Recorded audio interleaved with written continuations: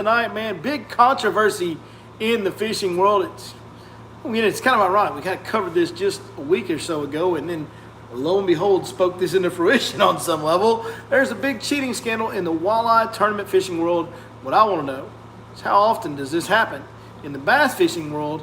And we're going to talk about what happened and how often it has happened in the bass fishing world and how often it still happens in the bass fishing world.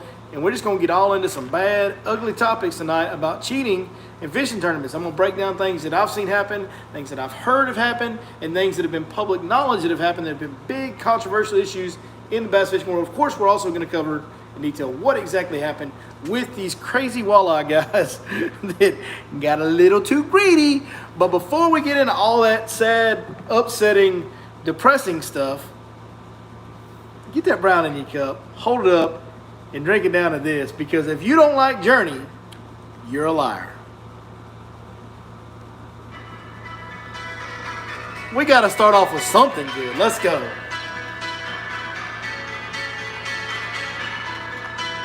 Appreciate you guys joining us tonight. As you get in here, do me a favor, hit that thumbs up, drop me a comment, let me know who I'm talking to. And if you don't mind, wait a minute.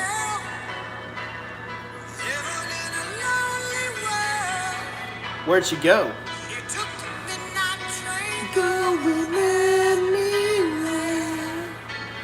I'll do y'all a favor, I won't sing. Let's go.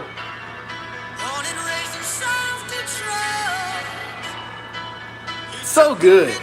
How is Journey so good? I will die on this hill. If you don't like Journey, you are a liar. That is a fact. Like, that's just facts of life.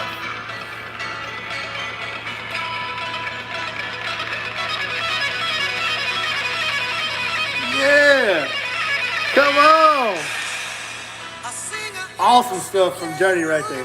That'll put us in a good lighthearted mood before we get started on this sore topic tonight. But hey, before we do that, let's have some more fun. And yeah, like I said, drop the comments, hit the thumbs up, and share it. Please, I was going to say share it, and then Journey started saying, share this thing. That's what I need you to do. That helps me more than anything if you share this, so I'll greatly appreciate that. Now, before we get into one more thing, before we get started, let's say the hellos and how you doing, because listen, we ain't like every other YouTube creator out there, and we don't have a very big following. We got a small one. But the reality is, I love and appreciate, sincerely appreciate, deeply appreciate each and every one of you guys that watch, even for whatever reason you're watching for. I appreciate you taking the time out of your day to watch it. It means a lot to me, and I always want to let you guys know that I appreciate it. So let me say some hellos and how you doing. So the early risers in the chat room tonight, we got Tyler Strader, Busting Outdoors, Kyle Brandstat Fishing, who just said Journey sucks. Well, I appreciate you watching, but I'm not real sure that I like you that much. Soldier of Dirt 81, just kidding. Shane Benton, Brian Muirhead, Eddie Weiss, Rocky Shoe, John Dendy, David Garner, Justin Hodges, Michael Minton, Kevin Jones, Eagles 20, John, and so many more of you guys jumping in here. Just keep on dropping those comments. Brian Muirhead said, saw this exact same thing happen in the bass tournament. I fished way back in the day. Yep. And in fact, it has happened in a very somewhat high profile way in the history of bass fishing. So for any of you that are sleeping under a rock, let's briefly go over what has happened in the walleye fishing world. If you search walleye fishing cheaters, you'll find a million videos.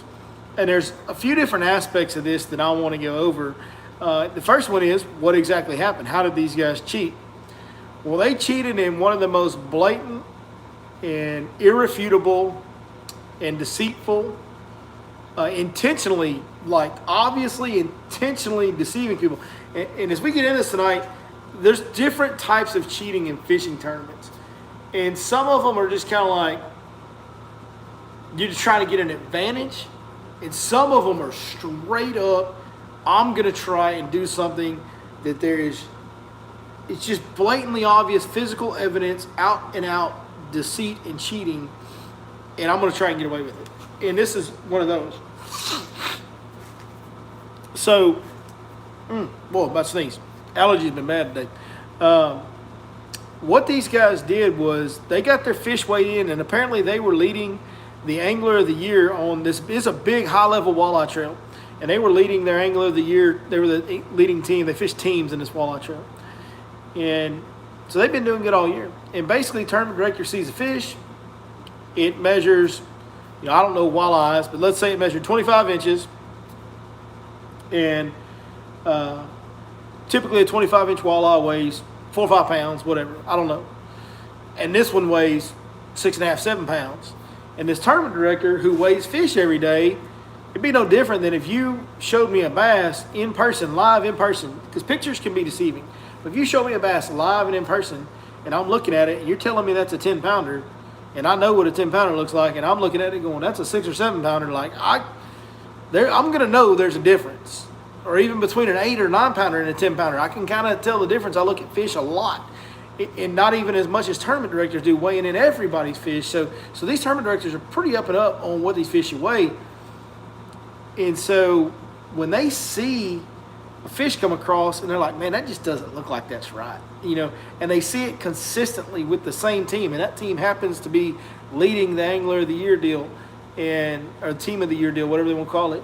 And they're winning this tournament, like it becomes blatantly obvious, we might need to check these fish a little bit.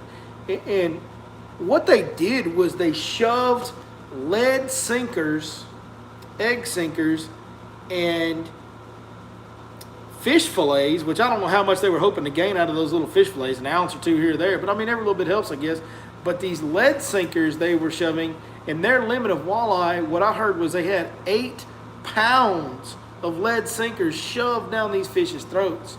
Now, when you grab a fish like that and you squeeze their belly, you're going to feel hard stuff.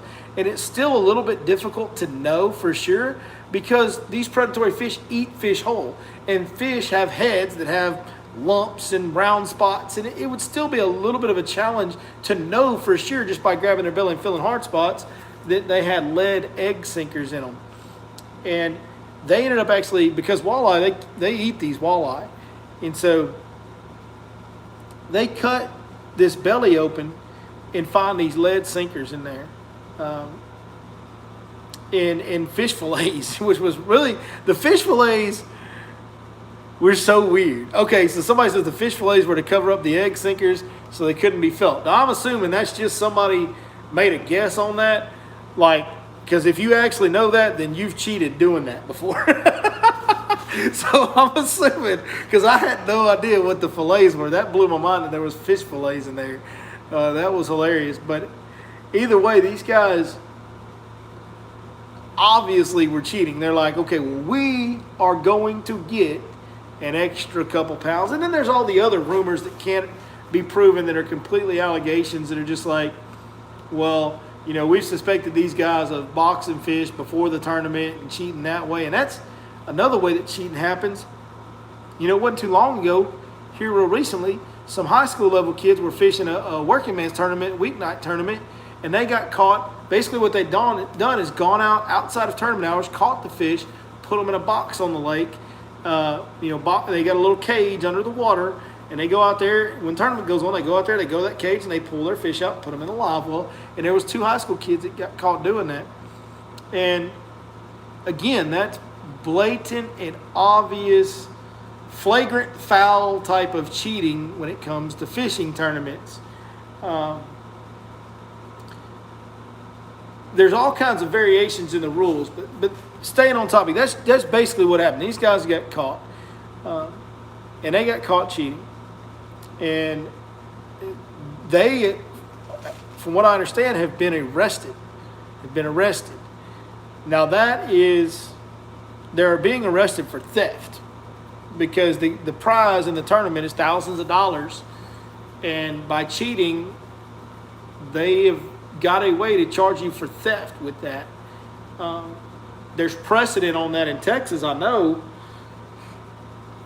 When we're talking about how this relates to the bass fishing world, I don't know how many of you know about this. There's so many new people in fishing. I'm sure a lot of you have never heard this story.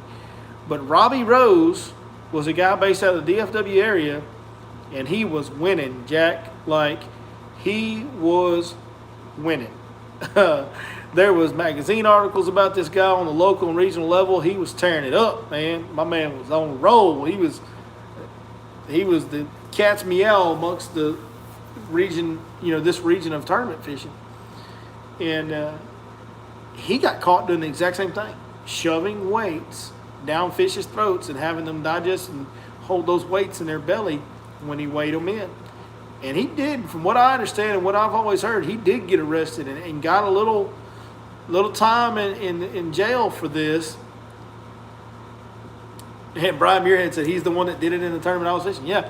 How long ago was that, Brian Muirhead, when Robbie Rose got caught? That's been a while back now. It's been a good minute ago. I can't remember exactly when it was, but yeah.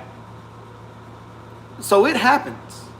And what you got to know about cheating is, for every person, it's no different than any other crime, really. For every person that gets caught, every time someone gets caught, 2009, I thought it was longer ago than 2009. I thought it was before that. That might be right. Yeah, it was way before 2009. 30 years, 90s. That's what I was thinking, closer to 30 years, and Brian was there. So, but for every person that gets caught, man, there is several people that are, a lot, I don't want to say a lot, but several people that are most likely doing the exact same thing and not getting caught. Now, how much difference does, a 4-ounce weight or a 2-ounce weight or, 4 or 5 ounces of weight that you throw into, is that going to make the difference in winning a tournament or not? Maybe not. But if you can do it over 3 or 4 fish and gain yourself a pound, a lot of times that can be the difference between winning and second. You still have to be good. You still have to catch these fish, unless... Then you can also make the argument, if they're willing to cheat by putting weights in these fish, or are they willing to cheat by boxing fish? And boxing fish is what we talked about with those high school kids, catching fish on another lake, catching fish outside of tournament hours on the same lake, and then taking those fish, putting them in a box under the water, and then going to that box during the tournament, reaching over the hand, pulling the fish out, and live welling them. I think that is probably the most blatant and prominent form of cheating in bass fishing.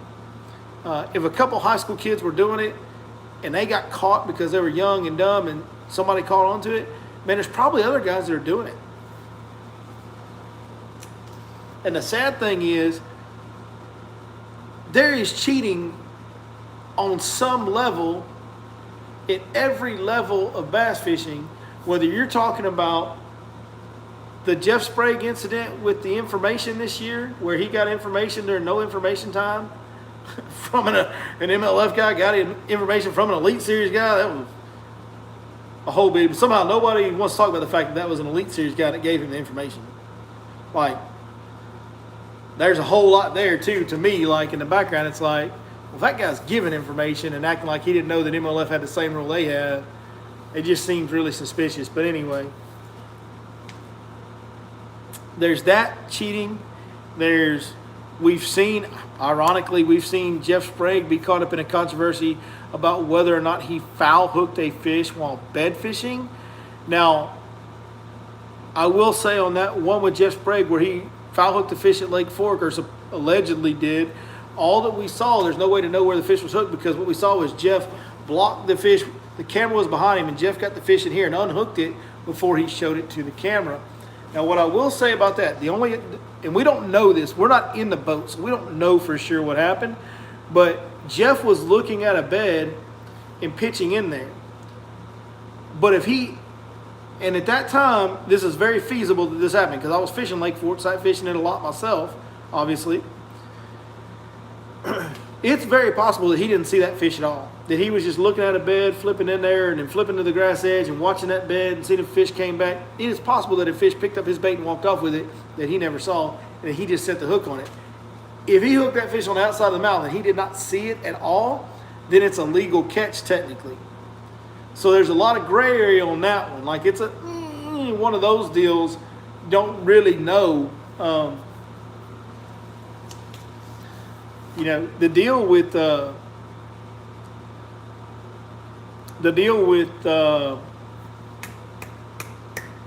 MPFL angler John Sukup this year, another foul hooking off of a bed. That was actually a situation where he had another fella editing a video, and the edit just didn't show everything correctly. John seems to be a pretty stand-up guy, and he stands by the fact that he did not foul hook and box a fish that he snagged. I mean, you're gonna foul hook some fish, but he did not box a fish that he snagged, that he foul hooked on accident. Not snag. He didn't snag anything. He never even. That's not even being alleged. He didn't accidentally foul hook a fish and then box it. But the way the video was edited, which was edited by a second-hand guy for John that he was using, it did not show the whole story on that. So that one's real shady too. To me, those foul hooking fish on a bed deal, it's almost impossible to police that because you don't know for sure whether or not that guy saw the fish.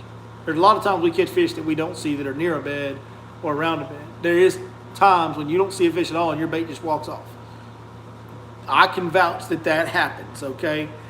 And if that happens, if you didn't see the fish at all and he bit your bait and walked off with it and then you swung and you happen to get him on the outside of the lip, technically that's a legal catch because you didn't see the fish. The only time a foul hook fish isn't legal in Texas and most of the states across the South is if you actually see the fish and foul hook it. You know, so that one's that's to me is not nearly as big of a deal as boxing fish, which I think is the most prevalent, especially on the lower levels of tournament fishing where there's no co-anglers, no marshals, it's just you and your buddy or you by yourself out there. I think boxing fish happens a whole lot more than anybody wants to believe or admit to. Now, the other one is the weights in the belly. How often does that happen? You know, we only know when they get caught. I really like and favor, like I don't tournament fish almost never anymore because of guiding, but I really would prefer and favor tournaments where you get a random co-angler put in your boat if I was going to tournament fish. I think if you've got a stranger in your boat, it becomes a whole lot harder to cheat. It takes the boxing and the lead weights becomes much more difficult. The boxing's basically almost impossible. The lead weights you could do, I guess, if you were sneaky and practiced it enough. But it would be much more difficult to do lead weights or boxing fish when you have a random co-angler in your boat that you don't know from Adam. So if I was going to fish tournament trails, I would favor those trails that had, these days, with everything that's gone on, these days, that had random co-anglers. Anthony Carball says he found the link for the Robbie Rose incident. Can he post it? Yeah, absolutely. Always. You can post anything you want on here, dude. As long as it's not like inappropriate sites or whatever. We don't want that. But other than that, yeah, post away, man. It doesn't bother me at all.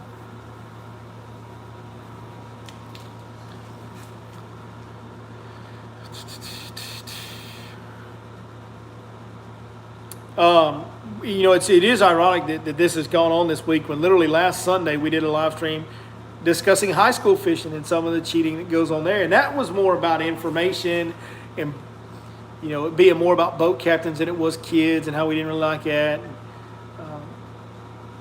So let's talk about the information cheating, because at the highest level this year we've seen a guy in Jeff Sprague get caught red-handed soliciting and receiving information about a tournament lake in off limits.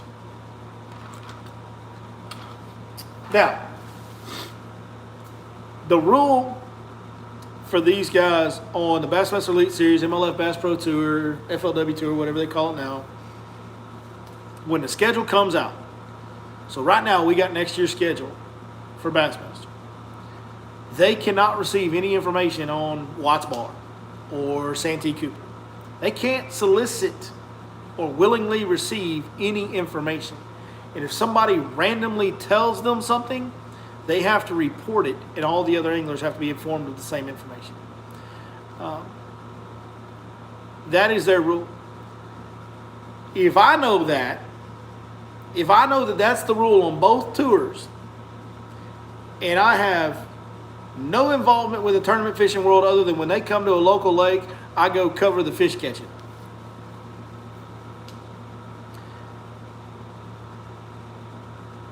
if I have knowledge of how that rule works,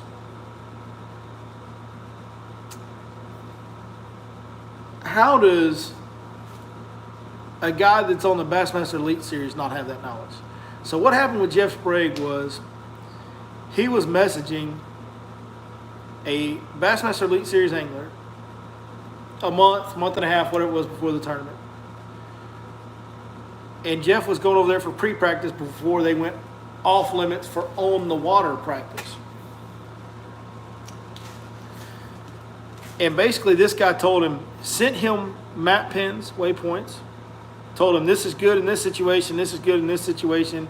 And this guy had some history on this years ago. Yeah, he had some connection there. And that, you know, I don't want to go into who it was, don't want to get involved in all that. But like the guy used to live there, like right there. Like that was one of his local lakes back in the day. So this guy had extensive time on the water. So Jeff Sprague's getting this information from this guy. Not only that, he went so far as to say, hey, my buddy who lives over there still, you know, he's got more current knowledge on the lake. He can link up with you. And Jeff's like, yeah, I can do like a day here or a half day there. We can link up then. And cool, well, let's do it. Send me his info, whatever. This is all confirmed via text messages. Now, from what I have heard, the story is that this Bassmaster Elite Series angler was unaware that they had no info. He was under the impression that their no information rule went into effect when their on the water off limits went into effect. And I've also heard that Bassmaster Elite Series angler is the one that sent the messages to MLF Bass Pro Tour to report it.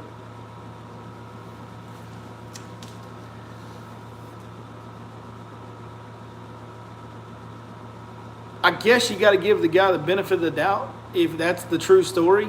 It just seems odd to me that a Bassmaster Elite Series angler would not understand the rule that is the exact same rule that he has to operate by on the Bassmaster Elite Series. And my initial thought when I first heard about it and who the texts were with was like, well, if he's giving information, he's probably getting information. And that's bad. I mean, that's a black eye and a bad look.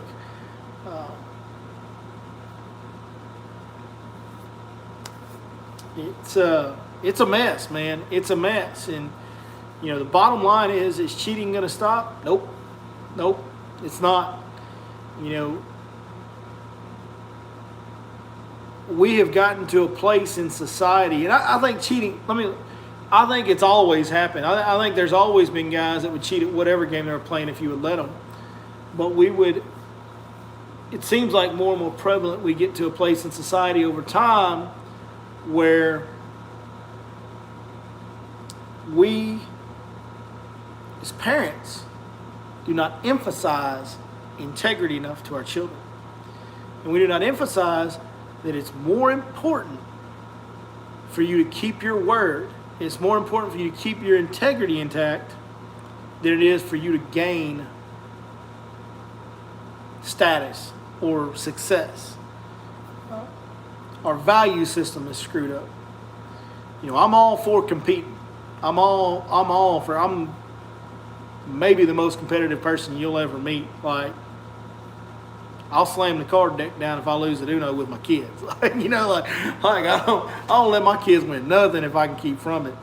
I'm super competitive, but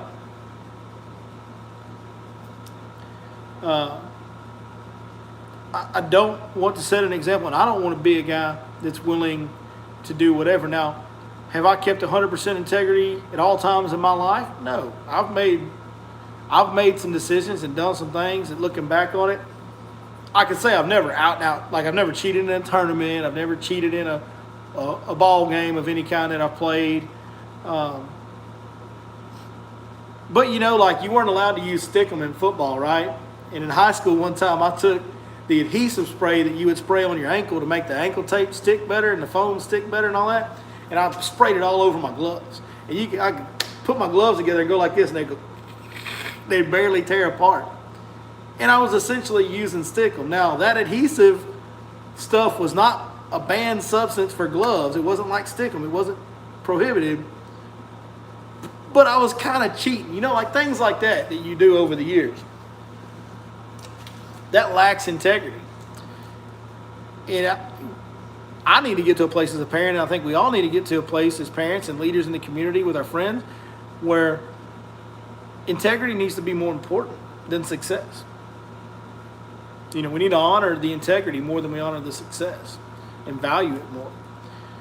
Will that ever happen? No, I seriously don't think so. Seriously don't think so.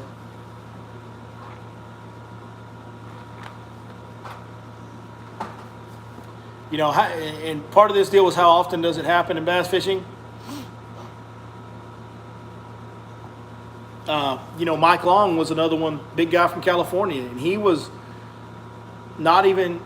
cheating. I guess there was suspicion of him cheating in tournaments. I don't know that he was ever caught doing that. But what he was caught doing was a couple things. Number one, intentionally snagging fish off of beds, big giant fish, to gain publicity and pro staff money and all that.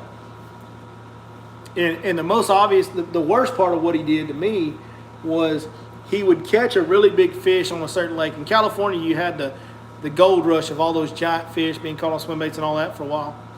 And he would catch a fish on a lake where the record was 20 pounds on this lake. And he would catch a 15-pounder on Lake A. And then Lake B had a lake record of 14 pounds. So he took the 15-pounder from Lake A, and he went over to Lake B, went out fishing for an hour, then come into the marina talking about, hey, look what I just caught. It's a 15-pounder. He was caught doing that. And then he would get all these lake records for all these small lakes in the area, and then he would build his career, build his sponsorship dollars and everything else. So if I've got 10 lake records or 15, whatever it was. And there was all kinds of suspicion. And if you read all the details on the Mike Long story, the dude had a tank in his garage with 5 and 6 pounders in it. And then there was like an extra compartment in his boat. It was like a live well. It wasn't where the live well was supposed to be. So when he got his boat checked in the morning, they would check his live wells, they'd be empty. But then there was this other deal nobody knew about.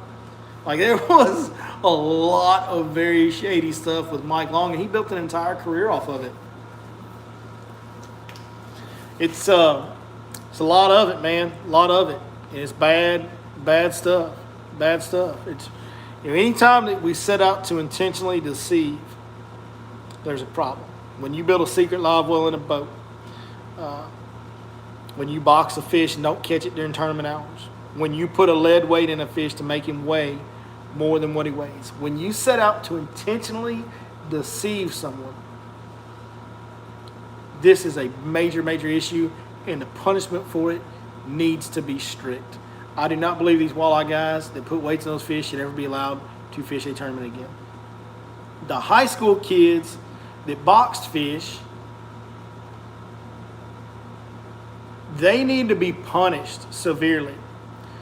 But just like a crime, when it's a juvenile, you gotta allow kids, okay, to make mistakes and punish them, hold them accountable, but allow them to bounce back as adults and have another chance, in my opinion.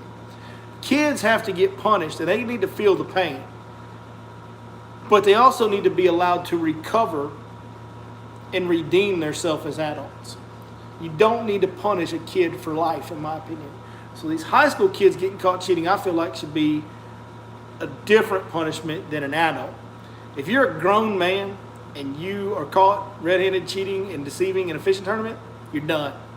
You don't need to fish fishing tournaments anymore. Fishing tournaments ain't for everybody anyway. If you cheating, they ain't for you. There's too much.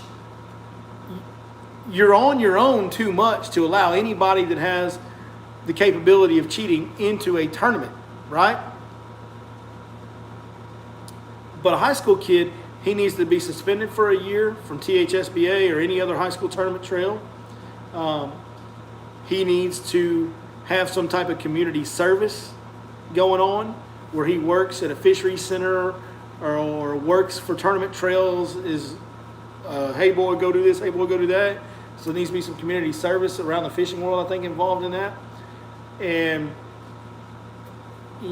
then eventually they need to be allowed to, hey, you can't ever do this again. Now, if they get caught again, treat them like adults. at that point. They're in high school now. It'll be at least a year if you go by my program before they do it again. If they do it again, then they're done. They're done. You just fool me once, fool me twice type deal there. I don't know. What do y'all think? Let's get into some comments.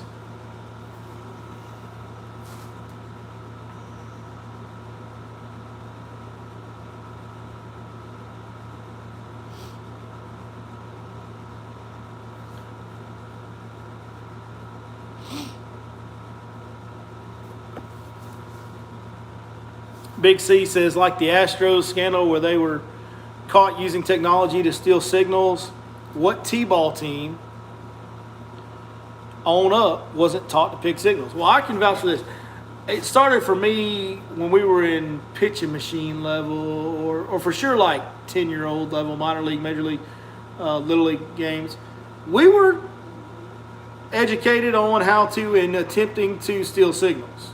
And that's always been part of baseball. If I can figure out your signals, then that's all you for not disguising them well enough. And there is no written rule. Like, that's the problem. There's no written rule in baseball about that. It's different when there's a black and white written rule.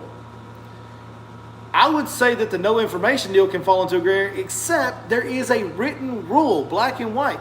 Here's the problem we have in fishing. There's not written punishments. There's not, sentences, so to speak, for each crime. If you solicit information, you get X amount suspension. And that was the whole scandal with MLF this year with Jeff Sprague, was he got that information from that tournament and got a top 10 finish. They didn't do anything about it till the very end of the year. When it finally became public knowledge, then they went back and all they did was take his money away. They didn't suspend him. They didn't fine him on top of that. They just took his prize money away and his points away. That's it. Like, that's it. That's all it was. MLF, there's no written rule. There should be a written punishment for the written rule.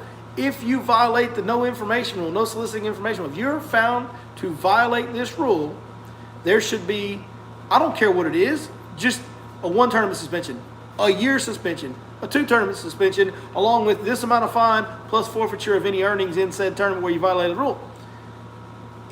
That should be written in stone just like the rule is. If you're found putting lead weights in a fish, if you're found altering a fish's length or weight in any way to deceive the tournament official, there should be a written punishment. Lifetime ban, 2-year ban. That is the number one thing that we got to do. The number one thing that we have to do is, as a fishing world, we need written punishments for violations of rules. There needs to be clear consequences for whichever rule you violate. Nobody in their right mind is going to disagree with that. I would like to hear somebody tell me that why there shouldn't be. We need to have an extensive, well thought out process gone through and come up with specific punishments for rule violations.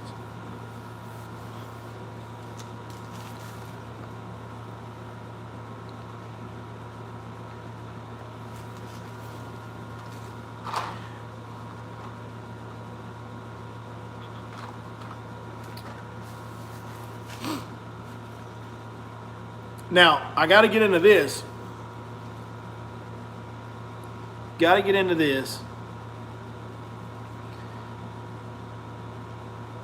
And a lot of you will probably disagree with me on this.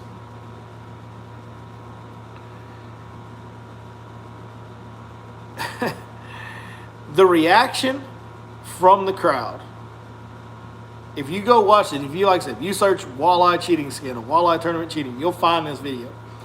The reaction from the crowd in attendance was horrible. It was absolutely shameful.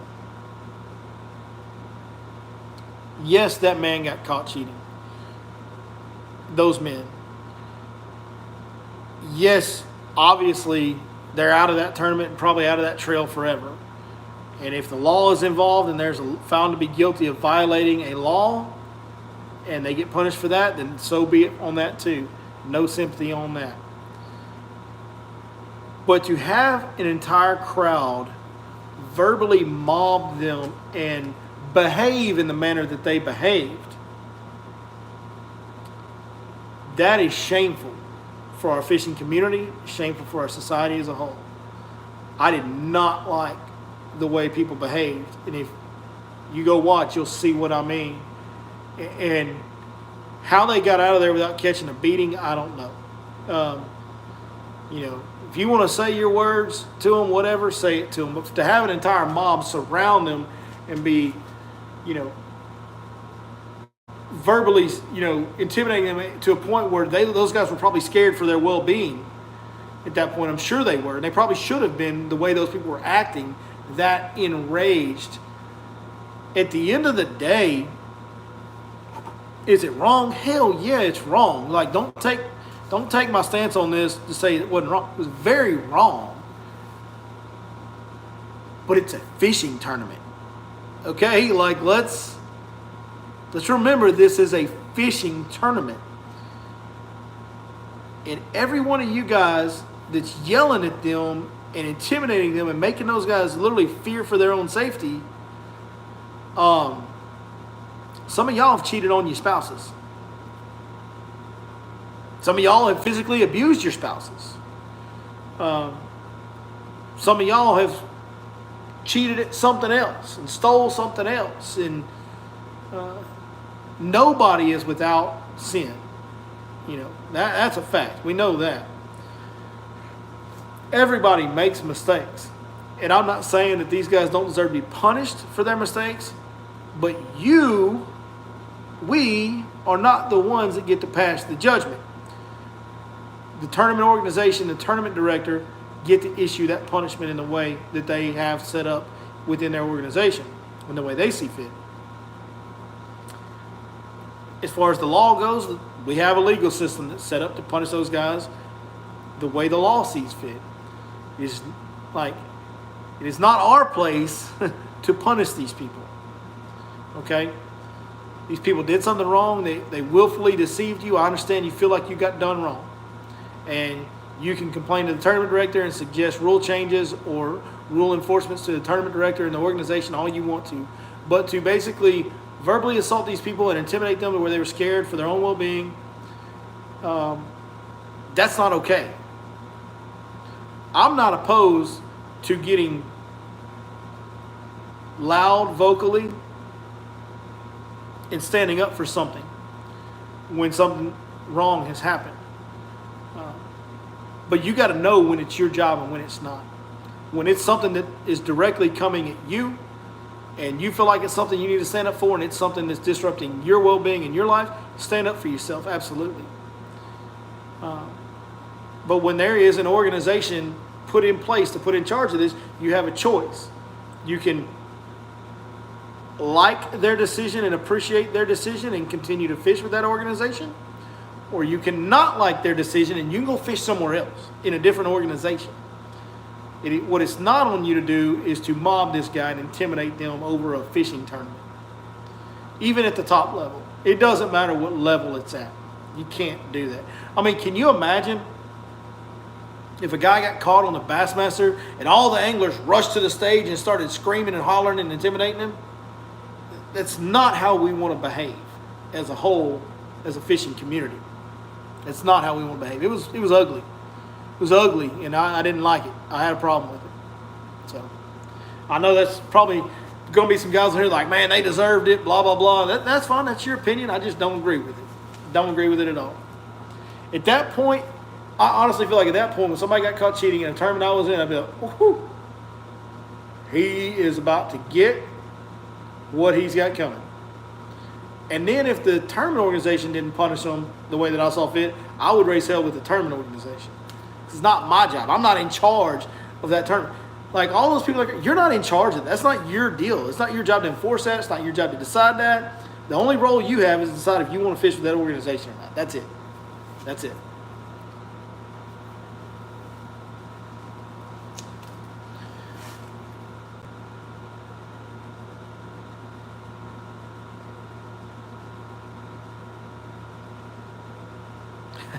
So I'll see some people disagreeing with me. That's fine. You guys, hey, we're allowed to not agree. Like, that's the deal, you know? You know what I mean? Like, we ain't liberals around here. We're not going to tell you burn in hell just because you don't agree with us. You guys are allowed to disagree with me. I think that behavior was shameful. I don't like it. I didn't like it. I didn't like it at all.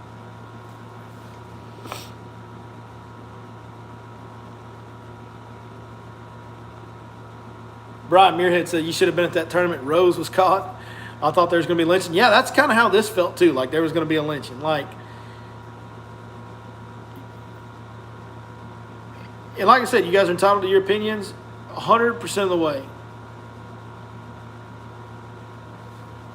But it's a fishing tournament, guys. Like, we're all lucky to even be there doing it. And the organization's handling it. They caught them. They're handling it, right?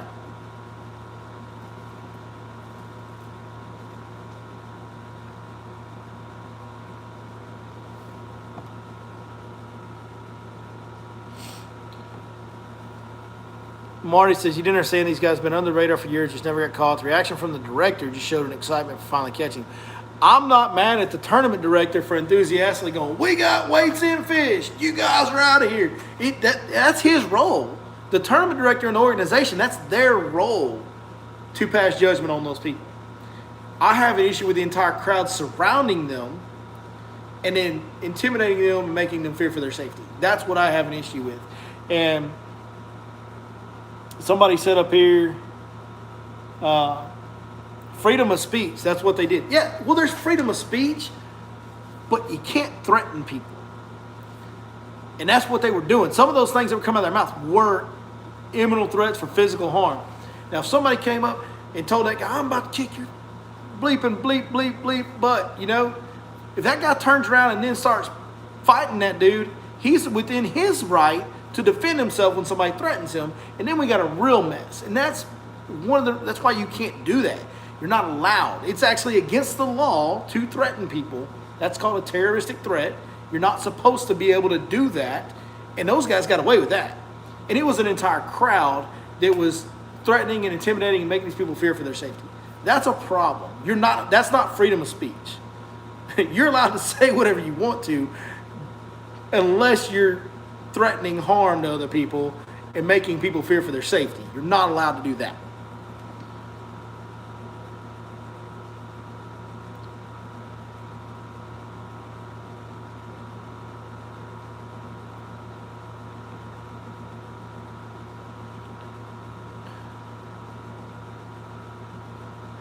Darren Ritchie says, my tourney buddies had a thought that it was staged for publicity, seemed too perfect how they were caught.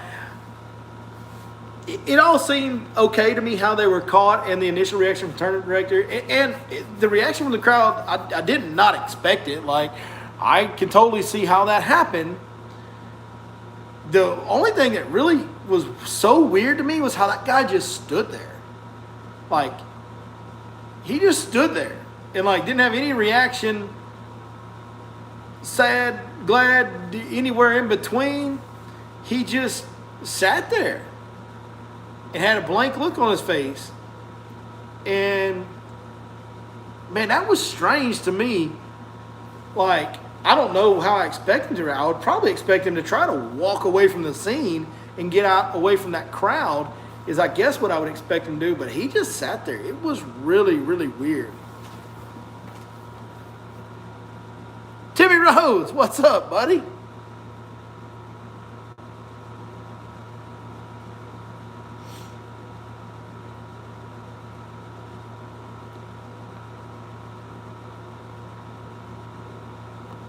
His buddy left. Yeah, I would have expected him to try to at least get some space out of that crowd or something when he started getting crowded around. It was strange.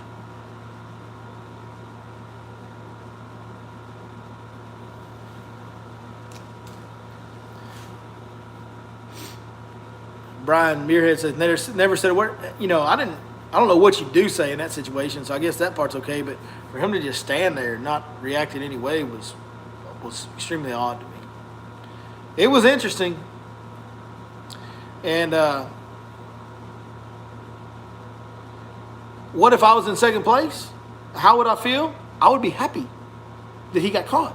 I'd be like, yes, I'm gonna win. I just got first. Like, that would be my, like, if I'm in second place and that guy gets caught cheating, I'd be like, hell yeah, you about to get what you deserve, and I just won. Slap hands, buddy. We just won a big check. Let's go. Like, that guy should be happy.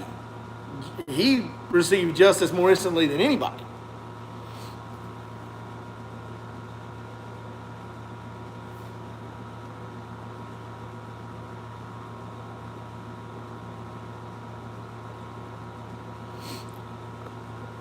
And the last thing, I guess, since this is the talk of the fishing world, the last thing that I wanted to cover tonight, and maybe, it's another one that's tough. It's tough to articulate. Can I say hi, hello, TM, whoever you are? Don't know TM, but appreciate you watching, buddy.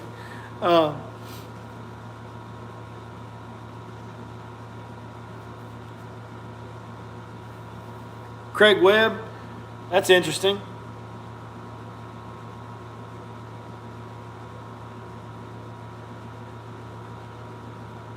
Anthony, that's interesting too. Do I think that tournament directors will be more meticulous? Probably for a while.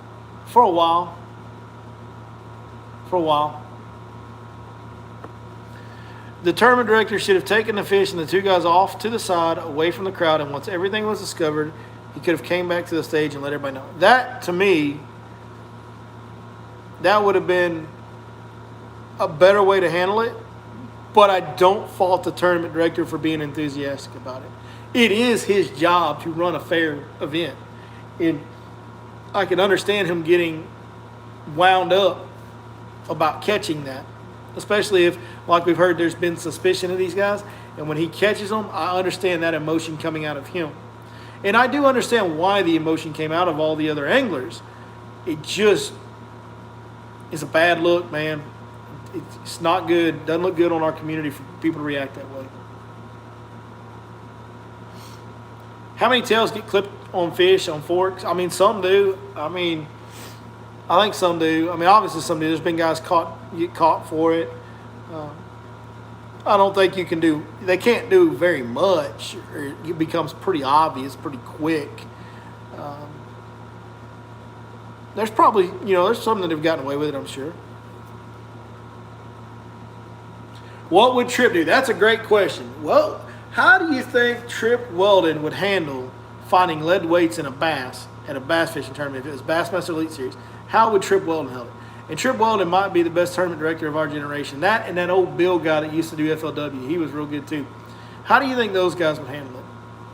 It wouldn't have been in the same way. And like I said, I'm not faulting that tournament director. I understand his enthusiasm in catching those guys. But if that was Tripp Weldon, caught some guys stuffing weights and bass, it would have been handled behind the stage, for sure, quietly. And then once everybody was removed from the scene, there would have been an announcement made.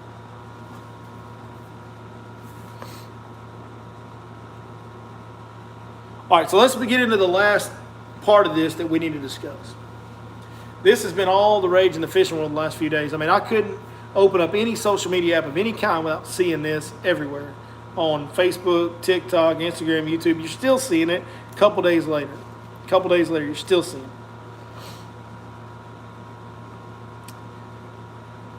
Meanwhile, Brandon Polnick just won Angler of the Year.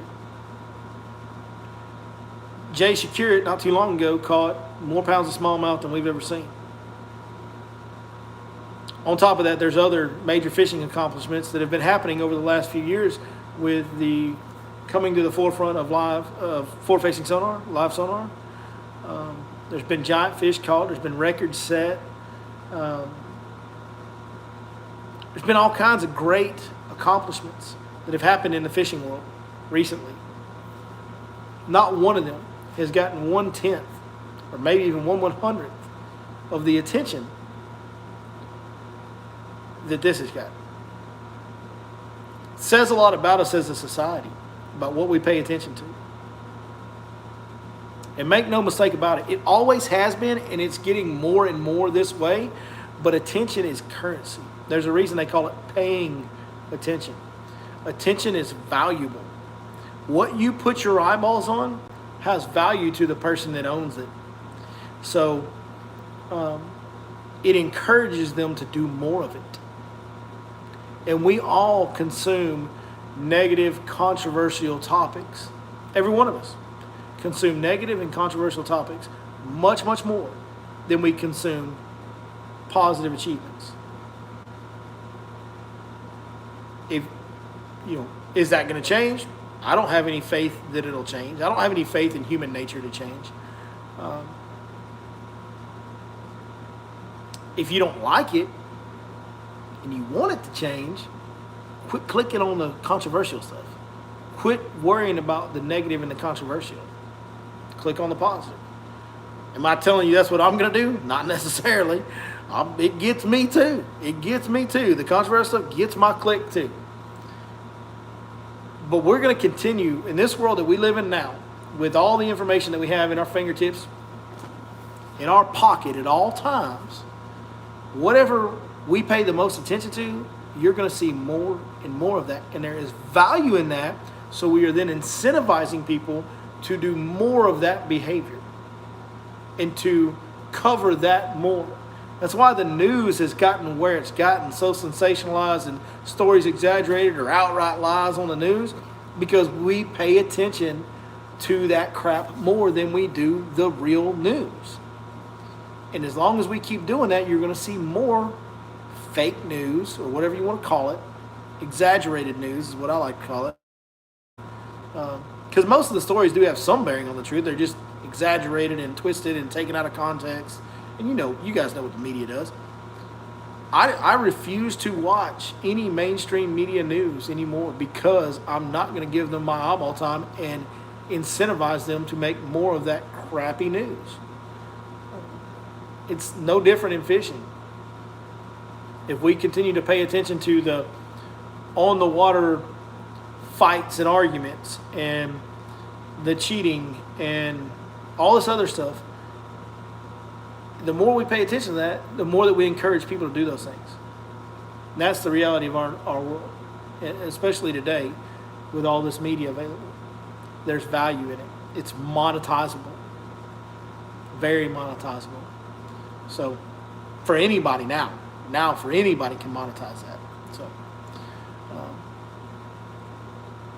if you don't like it and you want it to stop, you want all the clickbait YouTube fishing videos to stop, you got to quit clicking on them. And we're not going to do that. I don't think we're going to do that. So, if I come out with a video next week that's titled, "I got into a fist fight on the water," you guys are going to click on it. If I say a fellow Lake Fork guide cusses me out for fishing same spot as him, you guys are going to click on that 100 times more than you would click on caught a big bag of fish in East Texas on the fall bite. You're going to click on that other video 100 times more than you will that one. It's just the reality of it. So that's where we are. Just a little self-awareness to end the night tonight. Thank you guys for joining me tonight. Thanks for staying with me. Hope you enjoyed the discussion. We've got a lot to think about in the world of fishing. A lot to think about. I think the number one thing that we need to do right now, the number one thing that we can do, is what I said earlier about defined, definite written consequences for rule violations.